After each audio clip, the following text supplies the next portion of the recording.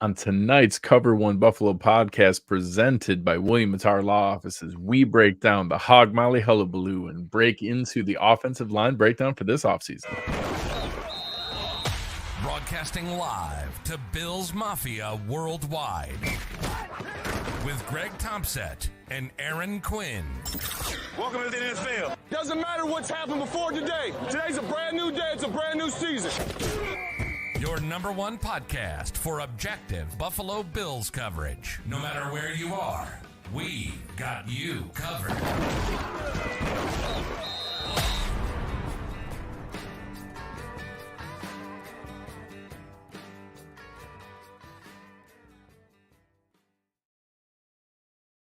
Good evening and welcome to the Cover One Buffalo podcast. You are joining your host, Greg Tompsett, along with my partner in crime, Aaron Quinn. Aaron, is it true that in a real partnership, the love language is tolerating the other person's corniness? Yes. I appreciate you adding in the Hog Molly Hullabaloo. Yes, Aaron tolerating you know my cheesy and corny little alliterations. It's not corny. I love hog mollies. So you sent it's not easy to find a word with it. I literally went to the thesaurus looking for words that started with an H to figure out what to put with hog molly. It's 2024 though. You could just ask ChatGPT and ChatGPT would have spit you out like 20 options that were probably SEO approved as well. But no, you send in their request and like I was kind of like, I'd opened the previous graphic and I was like, oh, I'm just going to like keep it the same. It didn't look right. And then when I sent the picture over and you're like, thanks for not paying attention. It was real wife energy. It felt like Amanda was talking to me and being like, okay, thanks for not listening to me. And so I had to add it to the show graphic there to make up for it. Because I am a good husband. I'm a good show husband and I'm a good real life husband. That's how good partnership works. Yep. So I'm wearing my Kyle Williams shirt because it was Kyle Williams' birthday this week. Oh, we had happy birthday, Kyle. A little bit of some news. I'm glad that now we realize it probably wasn't actually news, but there was an anxious moment coming out of minicamp. I wasn't ready to talk about it. Before we get into the offensive line, let's talk a little bit about that. We had pretty much 100% attendance. I believe, was it Christian Benford that had a family thing to attend excused. He had an excused absence and a family thing. Otherwise, we had full attendance for everyone that was there. There were several people who were limited or unable to go, but nothing major. And then we had two updates in both directions from an injury standpoint. On the positive side, we saw the most movement we've seen from Matt Milano so far in the 8 months since his leg fracture injury. And rocking a visor, big news. Yeah, and rocking the visor looked really, really good. And I saw a lot of the online injury experts and our guy Kyle Trimble all kind of confirming that, this looks good. Like he's moving. He's not favoring it. He's moving well. He's balanced. He's pushing off on both sides. And he was doing the drills, like going to the ground and tackling drills and some of the explosion drills and things like that looked very encouraging. So this far ahead of training camp, that is a really, really good sign. Yeah, we still got plenty of time. Yep. Before we get to the anxious moment, how were you on just the updates? Everybody was there and Milano looked good. How was that piece of it? Yes. Not to sound like have total apathy about this time of year, but I don't care for the most part. Christian Benford doing things with his family, go for it. Like now's the time to take care of anything you have to take care of. I'm assuming most of the injuries, Sean McDermott spoke, that they got a little bit of an injury bug during the OTAs. I'm assuming that none of it is like majorly serious and that they're just being conservative with guys this time of year. And that allows some other guys to get looks in reps that aren't also a little bit of a cluster at the linebacker spot. So I think they said they couldn't do like third team drills because I think there were like 5 linebackers. Now they didn't talk about any of them as though it would even impact anything long-term, let alone even training camp. But I think for a guy who's so regimented in hey, I had planned on doing third team work and now I can't because I don't have my linebackers, that's a thing that obviously would annoy him from that standpoint more than being it's annoying. I'm sure it's annoying. Well, and the thing that I actually feel the most for is the guys that would be on that bubble of the third team that need a look right by the coaches that I don't think a lot of roster movement happens, especially not as much as maybe some of the narratives that come out after practice when we see the media and they're like, well, Kyrie Elam did really well. It's like, okay, cool. Adjust step chart. I don't think you get a lot of movement on the depth chart, but I do think that guys can catch coaches' attention down at the bottom of the depth chart. I don't think the top moves a lot, but the bottom guys can get. Nicholas Morrow is a linebacker who probably needs some reps to make sure like he's fighting for a roster spot. Yeah. And so those are the guys that I feel bad for when you're not able to get those reps in. But again, lots of time, a long period of time here in summer with training camp. They're going to get a bunch of reps in. So in terms of the news, though, like Milano looks like he's trending that right way. And again, we have a ton of time to get to. And Sean McDermott talked about how hard he's working, even more hard than he was working before. And he was one of the hardest working guys in the building. So those are all great signs to hear. But yeah, I'm hoping that come training camp, none of these were injuries that they just kind of held close to their vest and maybe were more serious than they're letting off. I hope that it is all just, hey, we're being conservative because it's super early in the year. We just want to make sure everybody's healthy for training camp, and we're just installing stuff at this point anyway. So that's my hope. 100%. Yeah, and so obviously the other direction of that is when you hear about pretty much there's nothing good that can come out of these other than like, hey, everybody showed up and everybody stayed healthy. The only thing that can actually go wrong is having like a legitimate injury. So on the first day, there was a moment where it was reported that Khalil Shakir landed awkwardly and then kind of stayed down for a little bit, went off to the side, watched from the side for a moment, and then went in for treatment. And there was no really further update. There wasn't anything. And then I cried for 24 hours. there wasn't anything necessarily ominous or overtly negative about the report other than like, hey, somebody tell me it wasn't a big deal. Somebody tell me it wasn't a big deal. Right. Somebody tell me it wasn't a big deal. So then today we did see he was out there. He had a compression wrap on his leg, but was out there watching and did the individual stuff and did like some stretching and things like that. So I'm at minimum going to take it as, oh, it wasn't that serious. We should be okay. Yes. So I tweeted about it this afternoon before practice and was just like, hey, I was out and about doing some stuff. I was just like, hey, has anyone heard about this? Like, I'm sure there are bigger Khalil Shakir fans than me, but I don't know anyone's ever the podcast that talk about it all the time. I'm confident in that. You're in the ranking. Yeah, and so like this was one of those things where I was thinking about it. Like I was really nervous. I don't like that. I agree. It didn't seem like it was like, oh my god, a torn ACL or something that maybe season ending. But still, like even seeing him with the compression sleeve on the calf, like I've thought of.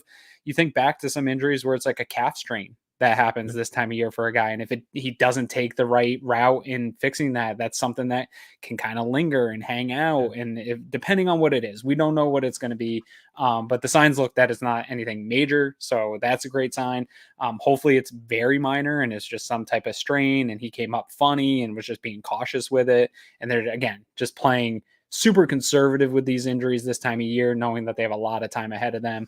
And especially with a guy like Shakir, I think internally for the Bills, they know where his standing is in this offense, and they know where so he doesn't need to be out there getting in those reps. We just saw the video.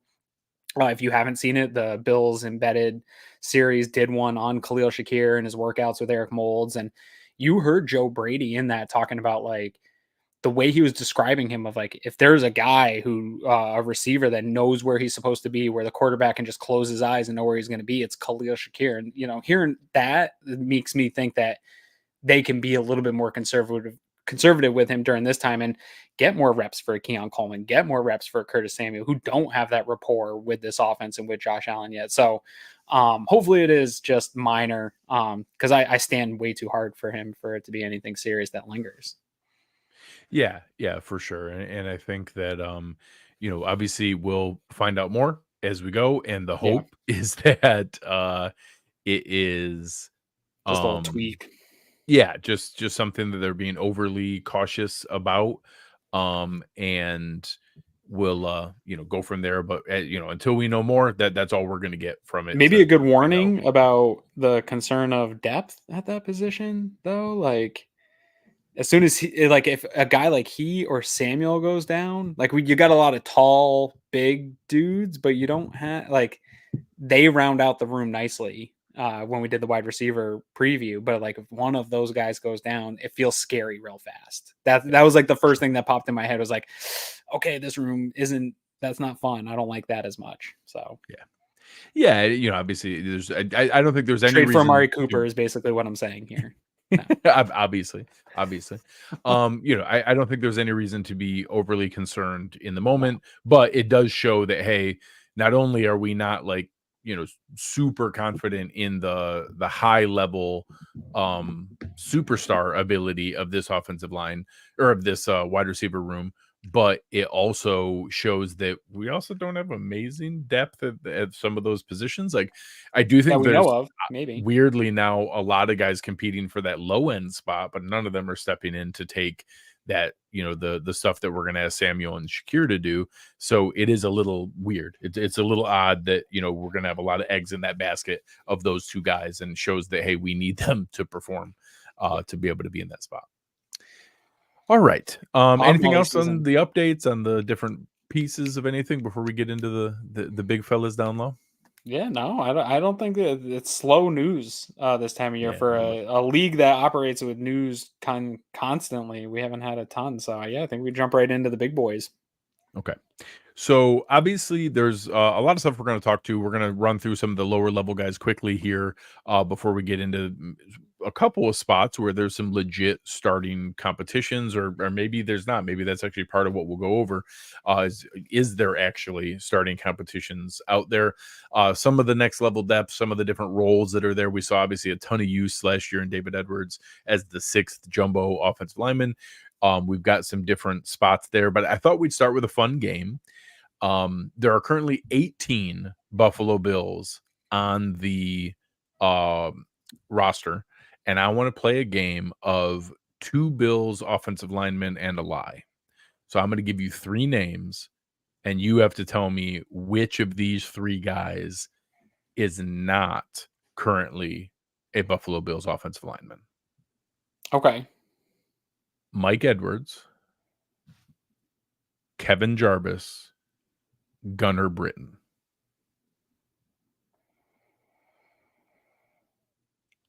Mike Edwards. I feel like Kevin Jarvis. I feel like Britton. This is a trick question somehow. I like you're very smart. It is a trick question. All 3 of those are currently Buffalo Bills. The Mike Edwards threw me off because Mike Edwards, there are I know, Mike is Edwards a safety on the for roster. The Buffalo Bill. There is also an offensive but that's lineman. What made me think it's a trick question that there's another Mike Edwards. There's another Mike I didn't Edwards. know there was. There's Kevin Jarvis is a guy who's been on the Bills and released from the Bills lots of times. I've heard that so name. I knew that's I a name pick him out that of you a would lineup. recognize. Yeah. And I won't lie, until I was preparing for the show, I did not know Gunnar Britton was a human who existed. It sounds like a football player, so that one didn't throw me off. Like that sounds really, I always know there's going to be this time of year. There's going to be some of these guys that like I don't know them. And I couldn't tell you anything about them, but yeah, I felt like you were tricking me into this one. I'm glad that I can see. You're on. See, I'm a good husband. I pick up on cues. Listen, good listener. I'm active for you, listening Greg. skills. Active listening skills. Correct. So some other names that we're also not going to talk about tonight. Some project guys. I know that, you know, our guy Steve Mathis has been a fan of Richard Gouraige. So no talk about the Dick Gouraige tonight. Keaton Bills with an all-time like name recognition, and honestly, you know, boo on him for not, you know, trying to angle for jersey number 69, because if you had like jersey number 69 Bills, like he might have set an all-time sales record for it, but 60 in Bills is a really nice combo.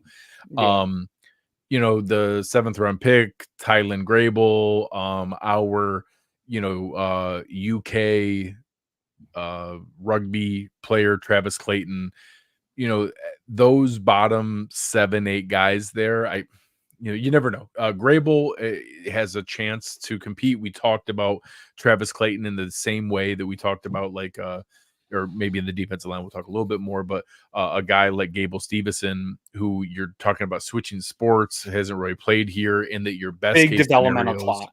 Correct. On these guys. Even if it goes well, which is incredibly low percentage, even if it goes well, guys like Jordan Mailata, who is the poster child, best case scenario, switching from rugby, becoming a franchise left tackle, he did not play one game in his first 2 seasons. He didn't play until his 3rd season and then became a franchise left tackle. So anyone who thinks the same thing, Stephen Neal, he was a guy that Dante Scarnecchia took out of wrestling and turned into a starting caliber guard. It took him a while to make that conversion. There are guys who have made those conversions from other sports. It is possible. It's a low percentage, but it is possible. It takes a long time. Yeah. So the other guys that come into play here are maybe a little more in the running, in my opinion, for a spot here. And I'm going to share that on the screen. So now we get into, we'll talk about some of the presumed starters here. But the next line, now you're talking about your Ryan Van Demark, who was a backup at tackle last year and a game day active guy. Yep. Alec Anderson, who some people did kind of present as the Ryan Bates could play all 5 spots backup. We'll talk about Sedrick Van Pran-Granger in a moment here, and the 5th round pick that you had as one of our top 2 values, and I had right up there as well in what a steal he was. Most people had him as a top 100 player. We were able to get him in the 5th round, super similar to the discussion around Khalil Shakir, where most people had him as a 3rd round pick, and we were kind of surprised we got him in the 5th round. I would probably have Will Clapp, the guys at Our Lad, who actually do a pretty good job with depth charts, have Kevin Jarvis as the backup right guard. I would have Will Clapp as that spot, but tomato. And then one of the sneaky names that I honestly fell a little bit out of my kind of consciousness over the past little bit after the initial signing was I forgot about Lowell Collins, having him there, and that he obviously has by far the highest ceiling of the guys in this group, because he was a near Pro Bowl level player at a point with the Cowboys, and then played well for the Bengals, but some pretty strong injury challenges and things that are there. Out of that backup 5, so Van Demark, Alec Anderson, Van Pran, Will Clapp, Lowell Collins, who's the one that you think pushes the most for a starting spot, or is going to give whichever starter, whether it's a combination move or a direct 1-for-1, just bumping a guy out of the starting lineup, who's the guy who you think could have the best chance of breaking into a starting spot?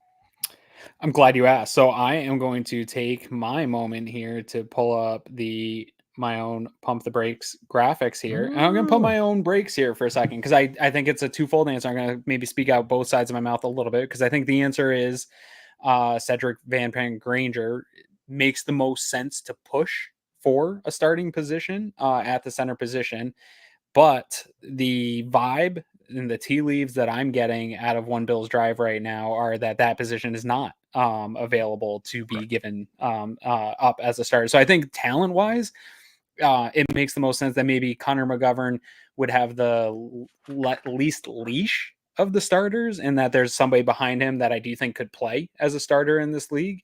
But it sounds like everybody at One Bills Drive, from Brandon Beane, Sean McDermott, McGovern himself, saying like he feels the most comfortable playing center and he's glad to be back in there. Sean McDermott talking about that relationship, that he's been the leader on the offensive line. And you heard in multiple interviews here this offseason, Brandon Beane talking about comparing him almost to the Spencer Brown of the offseason last year, which I was super hard on Spencer Brown. And Brandon Beane was saying, hey, everybody's got to pump the brakes. This guy was going through injury. We know what we see in this building.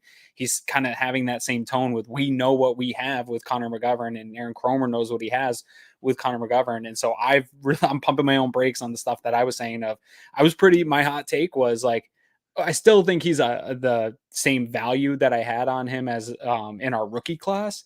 And I think he will eventually be pushing for a starting position, but I just don't think it'll be 2024. I think they're going to roll with Connor McGovern, barring injury. And so I'm pumping my own brakes on that. The Bills are way more in on Connor McGovern than I thought they were. I thought this was really Mitch Morse left. We kind of have to push out some PR and say, we've got this position figured out. We're good. But the fact that they drafted somebody who I think they were high on, I think can start in this league, and they're still doubling down on Connor McGovern, and like the speech seems consistent throughout from everybody, tells me that he's at least going to get a very long leash to start here. So it's a twofold answer. I think VPG makes the most sense to push for a starting position, but I think it's Connor McGovern's. Do you agree with me on pumping my own brakes there? Yes, although I'll push back on one part of what you said. So I think like our man Bill over at William Attar Law Offices, he would want us to pump the brakes on anytime you're driving to drive safely. I think this is really smart. I agree. I've seen the same messaging, the same communication, and I'll even add some other layers. When Brandon Beane was on Eric Wood's podcast, they talked about that this was in the discussion when they signed Connor McGovern last year, that they knew this was a possibility and was part of the long-term planning. I also will say, I actually think if we now look at this, whether it's the messaging, as you know, I often bring up follow the money. You got to look at the money involved in these things. I don't actually think he has the shortest leash. I don't think he has the least competition. You're talking about a guy they signed to a $7 million a year contract. Not only did they sign him to a $7 million a year contract, he was a restructure candidate this offseason, which means he's a guy that they don't see any risk of releasing this year or next year, that they're fine kicking the can down the road because he's a part of their long-term plans. So David Edwards is a guy who came back on a $2 million and change contract, and we signed Lyle Collins for pretty similar money. Like Lyle Collins is only making a little bit less than David Edwards. Like the difference between them is like $600,000 between the two. But my thought would be that if Van Pran-Granger was to get the job, McGovern would kick back over, correct. And Edwards would be out. Like you're not McGovern sitting McGovern. Yes, correct. That McGovern would be the one. So okay, so that was the part I would want to clarify then. That yes, I don't think there's any chance McGovern sits no matter what. Even if I'm just talking won the center job, it would be pushing Edwards back to the 6th jumbo lineman spot. So I think that's more of where it is that the one competition is realistically probably Edwards versus Lyle Collins for left guard, because Lyle Collins has played both right tackle and left guard as a starter in the NFL. He's played both positions. He's played right tackle more recently, but he started 2 seasons at left guard, so it's obviously within the range of possibility. I think that David Edwards is 80-20 in that competition, but I don't think it's 100. I don't think it's like locked in. Joe Marino, though, also Joe Marino talked about Van Pran-Granger possibly being a guard in the Bills. Like everyone talked about him as just a center, that maybe he could also be in on this competition to compete for the guard spot. If you're just trying to find the best 5, sure, to get out there, right? Joe is a better judge of college prospects than I am, so I'm not going to pretend to know more about the Van size Pran-Granger. Isn't really there for that's what would be curious, is that we've obviously shown size is valued with Torrence. Length is a huge part of McGovern. McGovern's tall and has long arms. I would be a little bit surprised from that standpoint. So we'll see. I think it's going to be interesting to watch. And I know Michael here at God damn it, Greg. I wouldn't be surprised if Collins doesn't make the 53. I don't think that's crazy, but they guaranteed almost all of his money. So he's going to make the same amount of money whether he's on the team or not. Like all 1.5 million of his signing bonus and salary was all guaranteed. So like I said, that has happened before with the Bills. OJ Howard was an example, but he's the only one. He's the only player in the 7 years that Brandon Beane has been the GM that they've given guaranteed money to in the same offseason and then released him, and they never played for the team.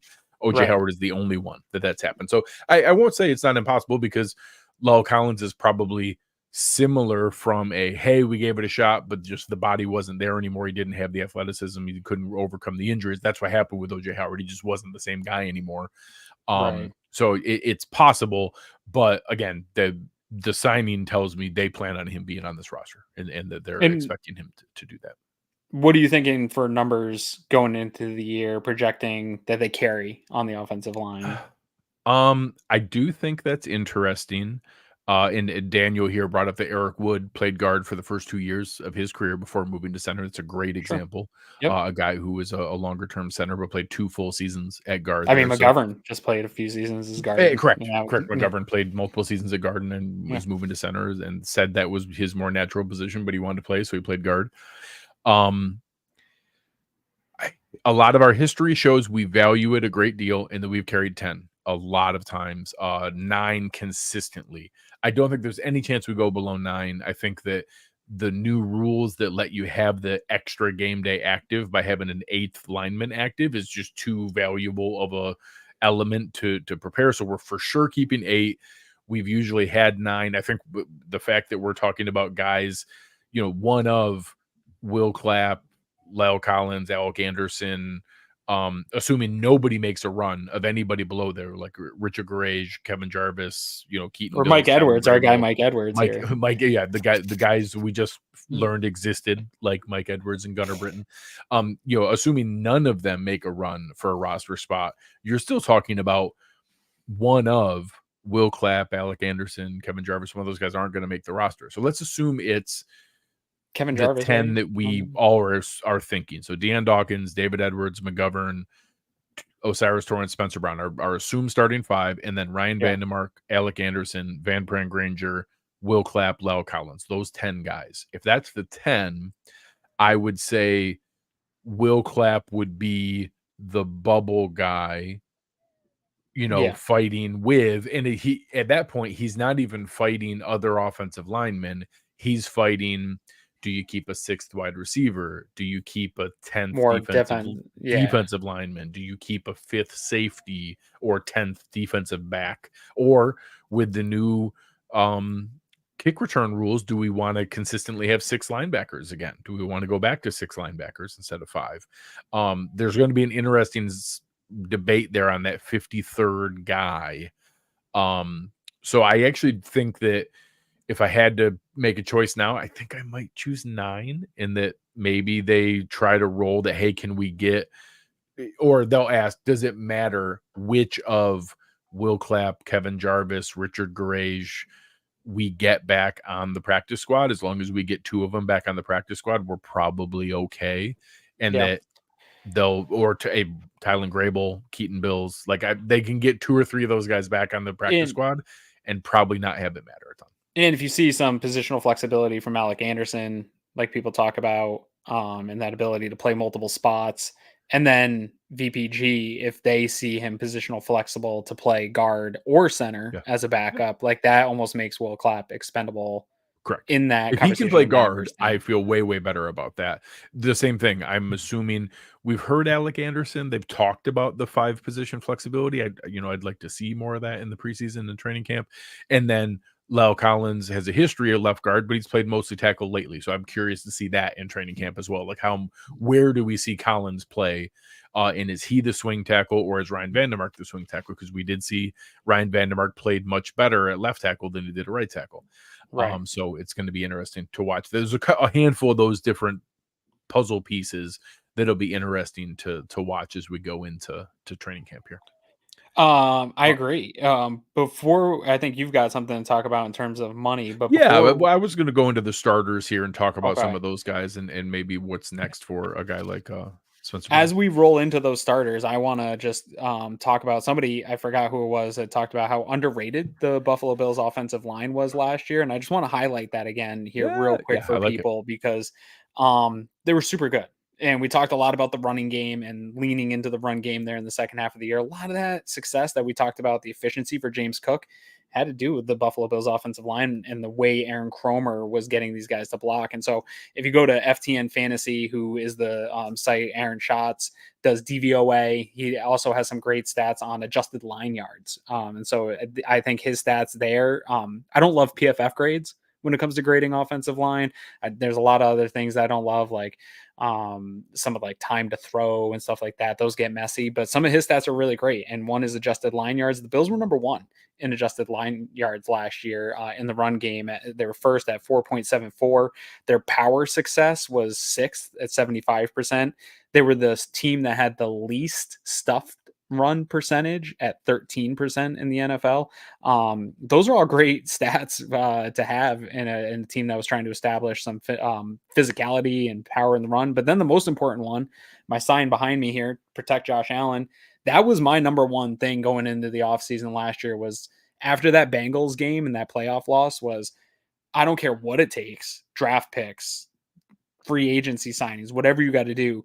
We had to protect Josh Allen. He's the most valuable asset in all of Western New York. And this is not hyperbolic of me saying that Josh Allen is the number one asset in all of Western New York. Any building, business, whatever it is, Josh Allen is more important to this community than any of those assets. You have to protect him. This team gave up the least amount of sacks in the NFL. They were first in adjusted sack rate. So that takes out a bunch of the other stuff against the offensive line. So kudos to Aaron Cromer and to Brandon Beane, because this was something that I gave Brandon Beane a lot of crap for, especially on the interior offensive line, of not addressing properly enough for the type of asset you had at quarterback.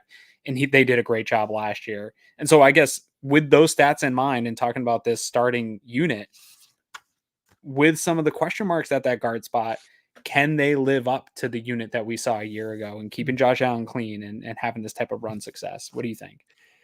So I do think that looking at it that way is one, it sets a bar. And I think that because the Bills don't have a Trent Williams or why can't I think of the Colts guard? Quentin Nelson. Quentin Nelson. Like, they don't have a superstar guy. Sure. They don't get thought of or brought up as like a top offensive line, but they have one of the most important things, which is they have no weak link per se. There's not the obvious, and maybe one of the guy to best go line after. coaches in the league. Yes, and Aaron Cromer is a great offensive line coach. They're in a position where it makes it so you don't have the obvious target guy. They're like, hey, everybody's best defensive pass rusher is going after this guy because he's the weak link. When you have that kind of high floor, it doesn't get as much praise because we don't have the superstar guy. Like, I think Dion Dawkins is a good tackle, but it's, probably in the 8th to 12th best, I was going to say maybe at the end of that top 10. Yeah, like he's in the top 10, but towards the end of it, like that top 10 to 12 range. I do think that there's, potential, and I'll talk about Spencer Brown here in a bit. And I think Connor McGovern's a good, like above average interior offensive lineman. O'Cyrus Torrence had a nice rookie season, but wasn't perfect. Like, he still had his, had to take his lumps. And I think having that kind of high floor doesn't get the praise that's there. So now you ask yourself, okay, was Connor McGovern at guard, Mitch Morris at center? We had great depth with, Ryan Bates and David Edwards, but they didn't have to play a ton because we didn't have any injuries. It was just in the jumbo sets.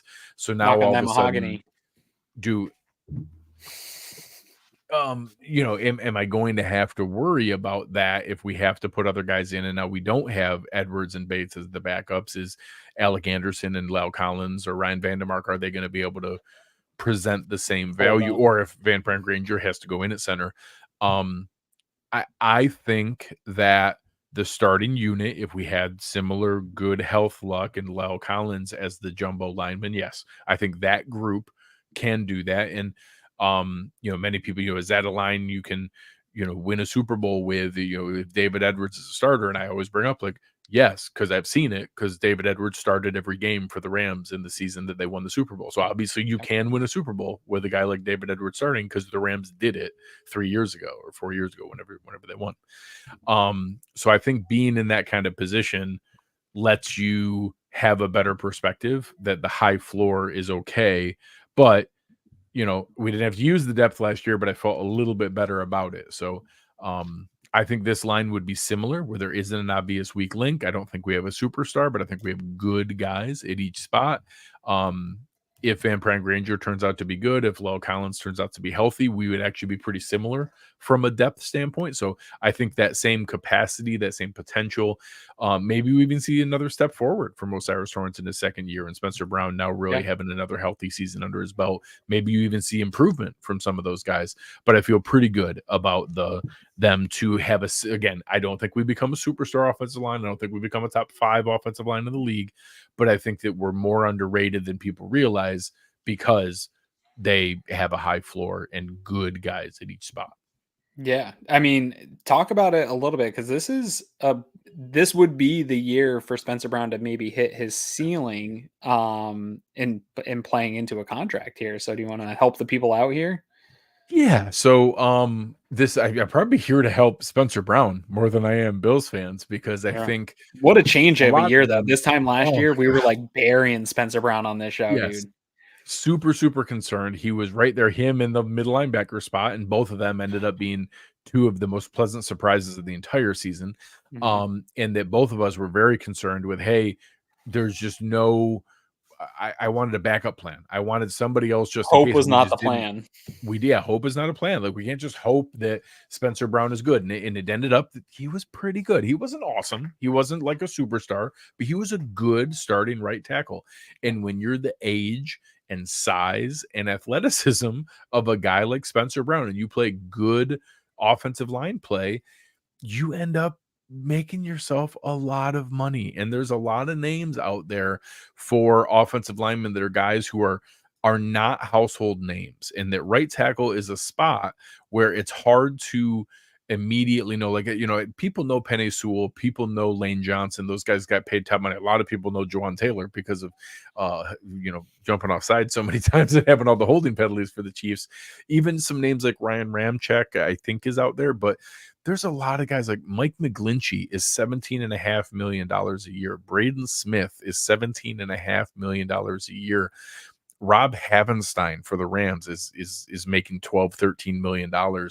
There's just a lot of guys who make a lot of money, and it opens up, in having some comparisons where all of a sudden you're wondering, hey, how much money is this going to cost? Terrence Steele just got $16.5 million from the Cowboys.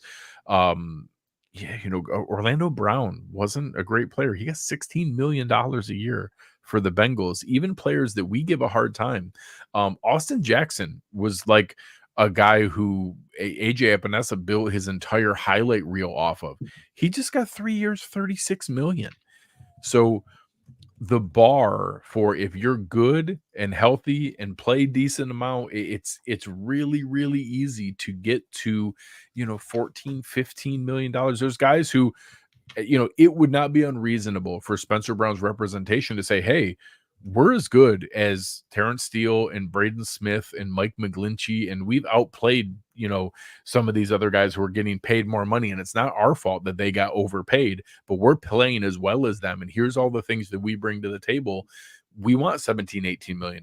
And even if they don't get that number and they have to settle for a different number, he played every single game last year.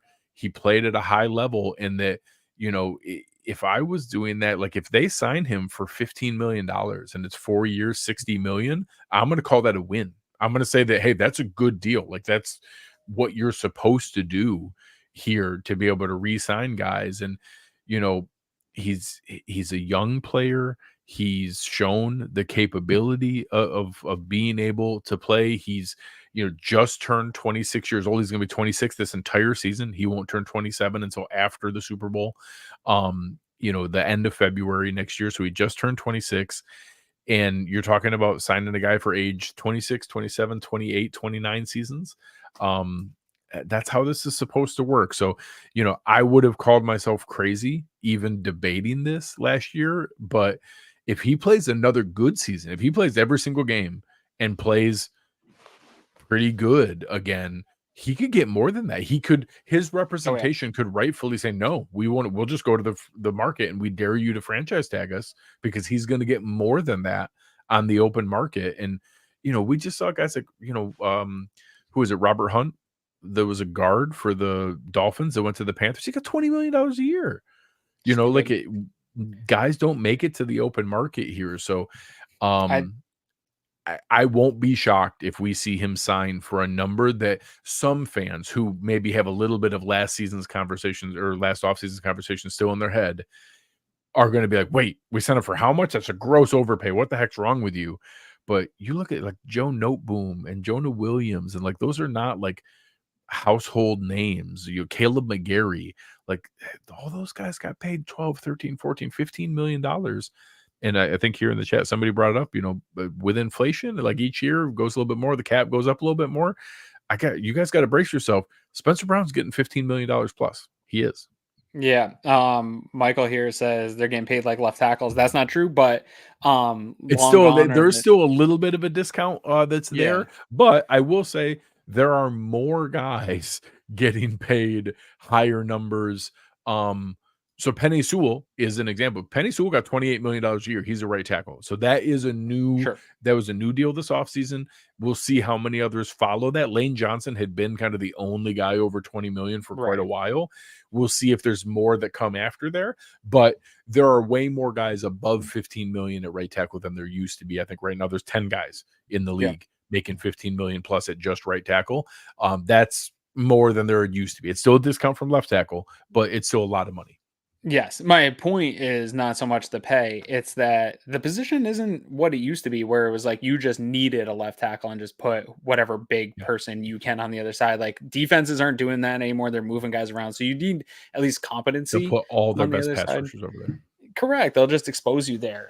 Guys can line up on either side now and do that. And so I also would implore people to go through that list that you read about right tackles. And I forget who does it. I think it might be Marcus Mosher does it every year, where it's like a heat map of abilities basically on each group and each position. And right tackle is like one of the most deficient spots along the offensive line throughout football. There aren't a lot of good ones. And so when you have one that is just capable, even and just can have that type of, like you're saying, that size, age, and just ability to, hey, I can stay here and not make too many mistakes, that holds value right now, because there just aren't a lot of guys this size. If you are that size and you're really good, you're probably a left tackle. And if you are that size and you're not the best, you're probably have been moved over to right tackle. And so, and you're also talking, when you saw size, it's also elite athleticism. Like he still has the best RAS score of any tackle in history. Like he has the highest relative athletic score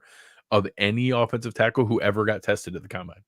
Yeah. And my nervousness last year going into the year was the size might be a detriment. Like part of that RAS score is the size and being able to utilizing the athleticism, have that leverage. He's a little thin in the legs. It's a lot of upper body.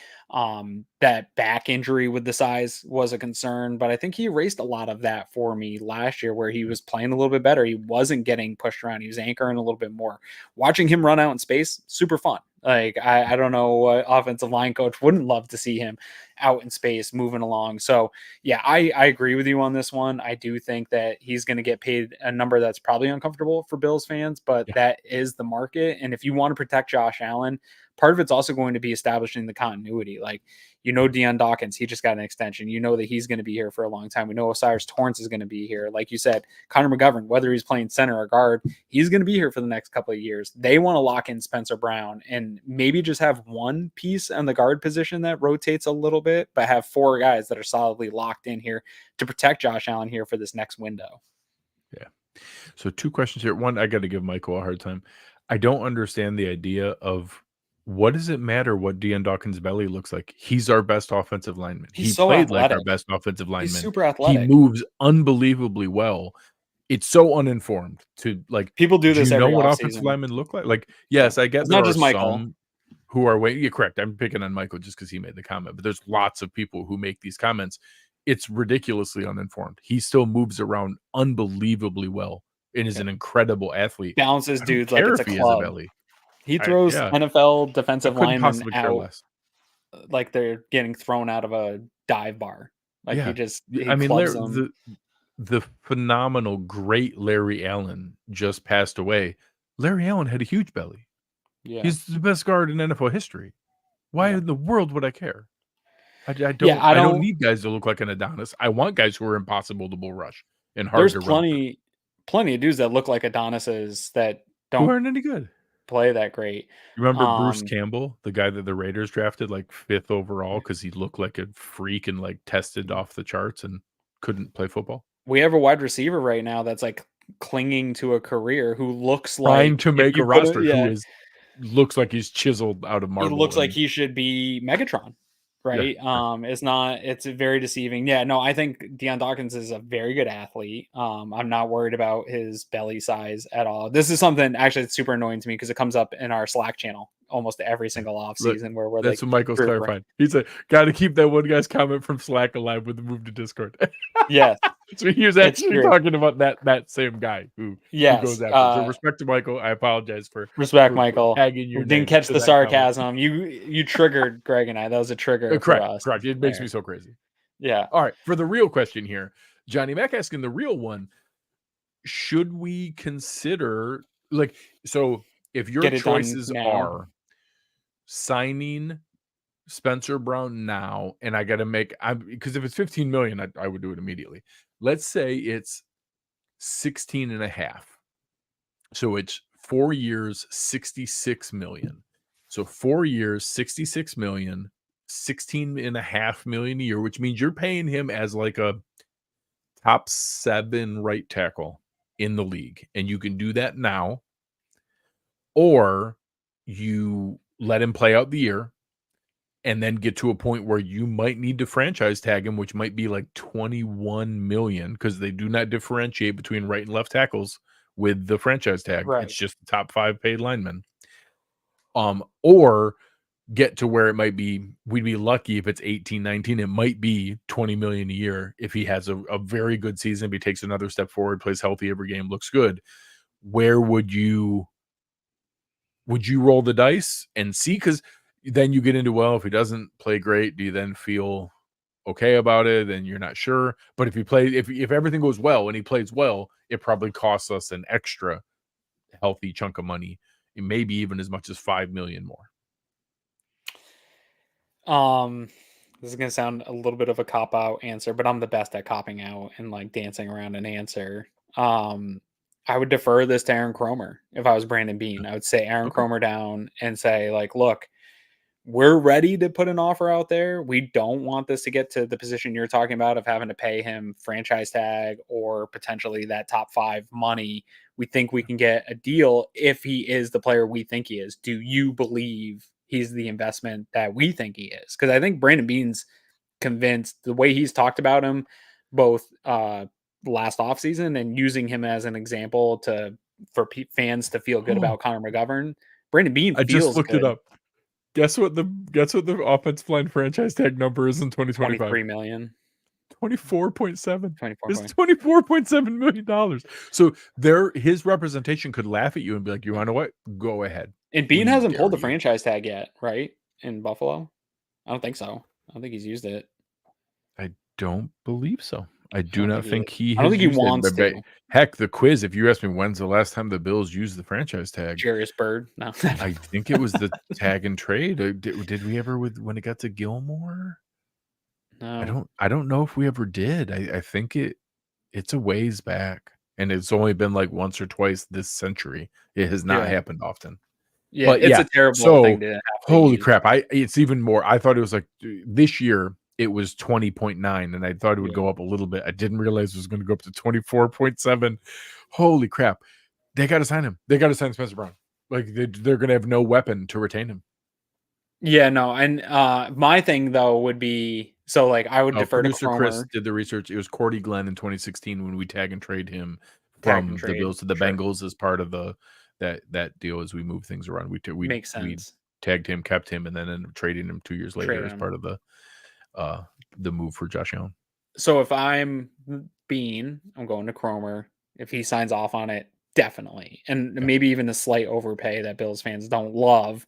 But to your point, way better deal than the franchise tag, or he goes on as a great season and then we're paying top market value to try to keep him. Then you're probably paying 20 million plus per year at best case scenario. Right. But seeing those numbers, if I'm Spencer Brown's camp, I'd have a tough time not betting on myself too. And I think Kromer talked about this on Eric Wood's podcast of like one of the things he likes the most is seeing whether it's for his own team getting retaining a guy or a guy going off to get paid somewhere else. He loves seeing his own guys get paid. And I do think there would be a scenario where you bet on yourself in this situation. And there's also kind of risk reward in both sides, that he also knows he just had his healthiest season as a pro, and that there's value in cashing in there, like, hey, just in case something flares up with the back again. Although the Bills know that too, and that's a factor in that this would be negotiation. in the contract. Yeah, that there's pieces that would come into how much of the guarantees he would get and what kind of risk there is if we see further injury things down the line. So, some more great research from producer Chris. The Bills have used the franchise tag 5 times. John Fina in 96, Peerless Price in 03, Nate Clements in 06, Jarius Byrd in 2013, Cordy Glenn in 2016. So 96, 06, 2016. We got to watch out for 2026. They're going to franchise tag someone in 2026. Gregory Rousseau, he'd be coming up in 2026. So we'll see. We're every 10 years apparently we use the franchise tag, but we've used it 5 times up until now. So great job by Chris. All of that makes me think that, hey, maybe here in August we hear some deal like, oh, Spencer Brown has reached a extension with the Bills, and it's going to be a number that's going to freak out some fans, and I'm going to sit there going, good job, way to lock that up early and not do it, because now all of a sudden those numbers I gave you, they're like, oh, maybe we could get 15 million, and that like I'd make you uncomfortable paying $16.5 million. Now, after just everything we rattled through, heck, that'd be an amazing value to get it at 16.5. I think after this conversation, his agent should kick us back like 1%. Correct. I deserve a percentage. I deserve a percentage. A slur. We're not looking for a lot, just a little bit. Buy me a jacket or something. Do something. Yeah. All right. So, we've talked around a lot of different. We've talked about maybe getting a second-year leap from Osiris Torrence. I think we still get another very high-level year from Dion Dawkins. He's shown that he can continue to play at a very high level. I'm excited to see Connor McGovern at center, and obviously it sounds like the Bills are very invested there. We're excited for another healthy season from Spencer Brown. If I ask you to place a chip on one guy for this Buffalo Bills offensive line, who is the guy that you think is going to have the best season at their position? Maybe not, you could argue best overall, who is going to play the best for their spot out of any of the guys on our roster for an offensive lineman this year? Who are you expecting to have the best season out of this group? Dion Dawkins. I think he had his best season last year. And I think that he's only going to get better in this offensive line with Aaron Cromer. I think he'll age well. Yeah, I think he'll age well into his position. He just got paid. I think it means a lot to him, the way he talked about it. I think that he plays hard for Sean McDermott. So it would be the conservative bet. I think that's the easiest choice for me would be to go on Dawkins. I agree. I do think that would be the betting favorite. If we were in Vegas, that'd be the probably minus money. I think that would be the most likely.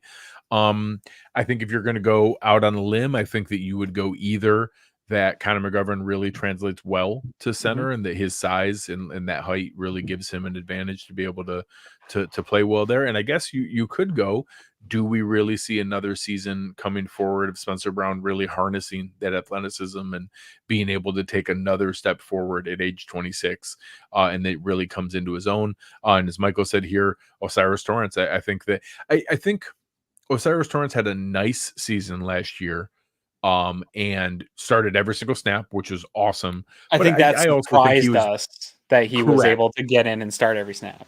Yes, but I think he was also pretty definitively our 5th best offensive lineman all year. Like any of the pass rush numbers show that he was a very good run blocker, but he was also certainly our 5th best pass blocker out of any of the group. So if he now kind of solidifies that, and even if he can just become a above average pass blocker, he could be an amazing guard, because I think he's got a shot to be one of the best run blocking guards in the league. So if he can just get to last year he was probably below average in pass blocking and above average in run blocking, which made him an average guard, and he was pretty good. And when your 5th best guy is average, that's winning in the NFL, because you don't have a weak spot that they can go at. And when your weakest guy per se is as thick and built like a refrigerator, like Osiris Torrence is, that's hard to pick on too. So that's always a positive. So it's like you're saying, it's like if Scotty Scheffler could just putt, he'd be great, and figured out his putter. So maybe Osiris Torrence will figure out his. How does someone recommend a mallet putter to Osiris Torrence? Like, how do we? Aaron Cromer's got it. He's locked him in. He's going to recommend the mallet putter of guard play. Yep. So if for anyone who wants to know what I'm talking about or rambling about there, Aaron, tell them where they can learn more about that. Yeah, so producer Chris, myself, Nate Geary, David Tillen, we've started a golf podcast, Cover One Golf. You can catch us. It's right now, I think we're going to go on Friday again here this week, but we've been going every Friday, and we talk about our own. Another major this week? There is another major this week. So I was going to just say, we normally are talking about our own golf games and our own journeys, but it's major season and the PGA. So they're at Pinehurst for the US Open. It's looking like it's going to be carnage this weekend. Looks like a lot of fun at Pinehurst. Actually, David Tilton was down there today and tomorrow working. I saw that video. That's awesome. He got to be out there. He's down in that area. He put in for the lottery to be able to marshal down there, which is super cool if you're a golf fan and you get to be up close to those guys. So it's going to be a fun week, and we're going to talk about it here this week, talk about some of our favorites going into it. Obviously, Scotty Scheffler, everybody, even not golf fans, are talking about Scotty Scheffler these days, so everybody knows about him. But there'll be some others here that'll give him a run for his money here at Pinehurst. It should be a little bit more fun than some of the other ones if you've been watching majors. Tighter scoring here this week. So I like it. All kinds of fun stuff going on. Aaron and I are going to be with you here throughout the rest of the offseason previewing. We're going to switch over to the defense starting next week. So we've now finished our offensive position previews. And again, if you guys are catching along here and you have people in your life who are looking for ways to, kind of get caught up on who this team is and who they're rooting for, this is a great series. A lot of this is kind of evergreen all summer long. It's our only evergreen content we ever do. Aaron and I don't do a lot of evergreen stuff because then we get into previewing games and recapping games. So this is a great way to be able to catch up. You can plow through all these all at once and get caught up on all the guys who are here on the roster and who the people to watch for throughout the offseason. So make sure to check that out. All kinds of other stuff. Again, make sure you go look at that offensive scheme breakdown that Anthony Prohaska had the amazing Mina Kimes on. We got a ton of great feedback for there. There's a great show that they put together.